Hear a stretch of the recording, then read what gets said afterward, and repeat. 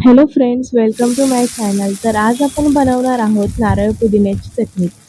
ही चटणी तुम्ही इडली, डोसा, आप्पे, उडीद वडा यांच्यासोबत खाऊ शकता. तर चला रेसिपीला सुरुवात करूया.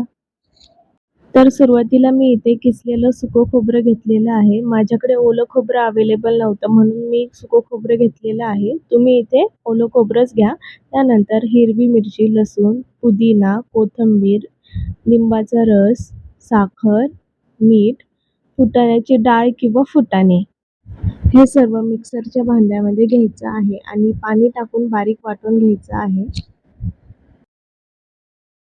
तर इथे चटणी वाटून रेडी आहे. आपल्याला या चटणीला तडका द्यायचा आहे. त्यासाठी तडका पॅनमध्ये आपल्याला तेल गरम करून घ्यायचं आहे.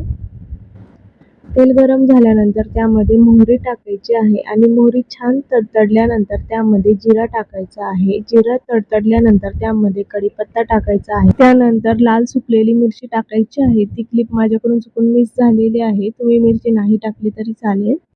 तर आपला तडका रेडी झालेला आहे. याला आपल्याला चटणीवरती टाकायचं आहे आणि आपली चटणी रेडी आहे.